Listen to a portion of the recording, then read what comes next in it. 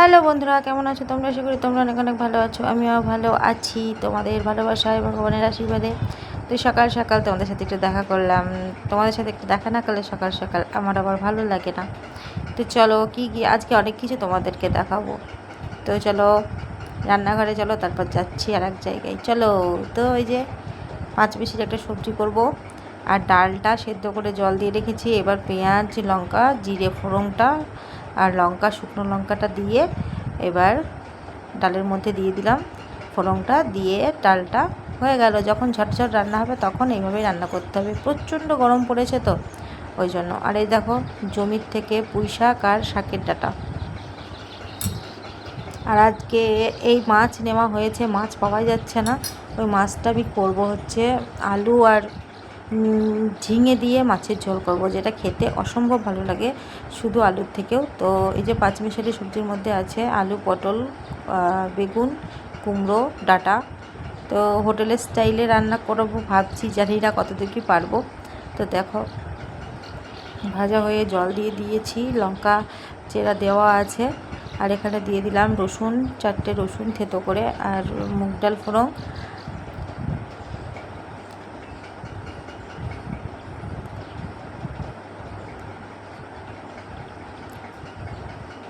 ফোড়ন দিলাম। আর দিয়ে দিলাম এবার সবজিটা, লবণের পরিমাণ মতন দিয়েছি।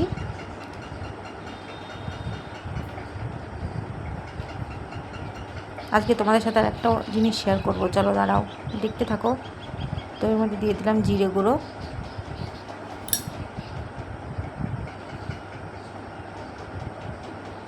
এবার মাছটা ভেজে নেব। এই যে আলুটা ভাজা হয়েছে, হাফ ভাজা হয়েছে, এবার ঝিঙেটা ভাজবো। আলু ঝিঙের মাছের ঝোল অনেকেই খায় না, কিন্তু যে একবার খাবে সে বারবার খেতে চাইবে। আর এখানে ডালটা সেদ্ধ করতে দিলাম, মটরের ডাল। তো এখানে মশলা দিয়ে দিলাম, 5 ফোড়ন দিয়ে দিয়েছিলাম, আর একটু তেল দিয়ে আদা জিরে লঙ্কাটা দিয়েছি এর মধ্যে। এবার ভালো করে কষিয়ে নেবো, ওদিকে ডালটা সেদ্ধ হোক।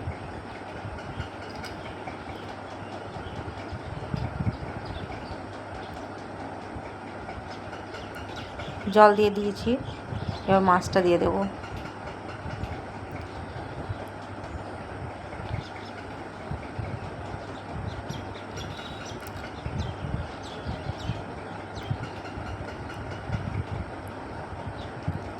তো তারপর গেলাম লেবু পাড়তে।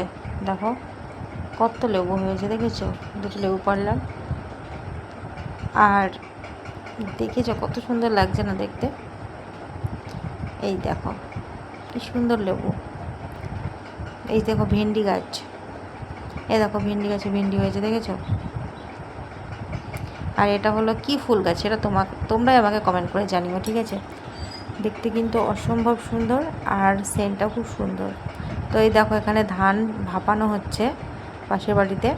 তো আমি গেছিলাম বেড়াতে, ধানটা ভাপিয়ে রাখলো আজকে গরম জল দিয়ে। না, গরম জল দিয়ে না, একটু মানে কি করে ভাপ দিয়েছে জানি না, এক একজন গরম জল দিয়েও রাখে। তো এই যে হ্যাঁ গরম জলই তো দিল। ওইটা আমি ভেবেছিলাম কি জানি কি করলো, জানি না, ঠিক বলতে পারবো না। তো আমার তরকারিটা হতে হতে আমি একটু ওইখান থেকে ঘুরে আসলাম, দরকার ছিল। তো তারপরে এই দেখো আলু ঝিঙে আর মাছের ঝোল রেডি, আর এই মটরের ডালটাও হয়ে গেল প্রায়। আর একটু ফুটবে, চিনি দিয়ে দেবো। এখানে দেওয়া ছিল আদা জিরে শুকনো লঙ্কা 5 ফোড়ন।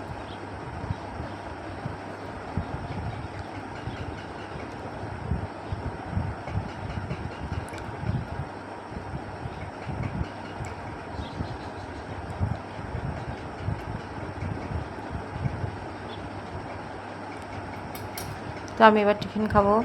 আমার যা কাঁঠাল দিয়ে গেল, ভাবছিলাম খাবো না, খেতেও পারিনি। আমি তোমাদেরকে দেখালাম তখন, কিন্তু আমি খেতে পারিনি। আমার কাঁঠাল খেতে মানে মনে হয় 2-1 পিস ঠিক আছে, খেতে পারি না, গা পাক দেয় আমার। কাঁঠাল মুড়ি খেলাম, খেয়ে স্নান টান করলাম, করে এবার ভাবছি যে লাইভ করতে হবে, ভিডিও বানাতে হবে, কত কাজ। তো তোমাদের সাথে একটু দেখা করে নিলাম। তারপর গেলাম একটু কাকিমার বাড়িতে গিয়ে কাকিমা আমাকে জোর করে চিড়ে ভাজা দিল। তো চিড়ে ভাজাটা খেয়ে কাকিমার সাথে একটু রাস্তার দিকে হাঁটতে গেলাম। এই দেখো সব পাট গাছগুলো বড় হয়ে যাচ্ছে আস্তে আস্তে, আর খুব ঘন হয়ে গেছে। এর আগে তোমাদের ধান গাছ দেখাতাম, এখন তোমরা পাট গাছটা দেখো কত সুন্দর লাগছে না দেখতে? এত ঘন হয়ে যায় মানে যা উঠাতে ভয়, না হলে গাছ বাড়বে না। তো রাত্রিবেলায় তাড়াতাড়ি করে এসে রান্না করতে বসে গেলাম। সবসময় তো মোবাইলটা হাতে থাকে না। তো ওই যে ডিম ভাজা করেছিলাম আর আলু পটলের একটা কি বলে এটাকে জানি না, তোমরা কি বলো, সবই আছে তরকারি, দেখেছো তো। ভাত, আলু পটল হাদা ভাজি এটাকে বলে আর কি। আর পেঁয়াজ বড়া নিয়ে এসেছিলো মেলা থেকে।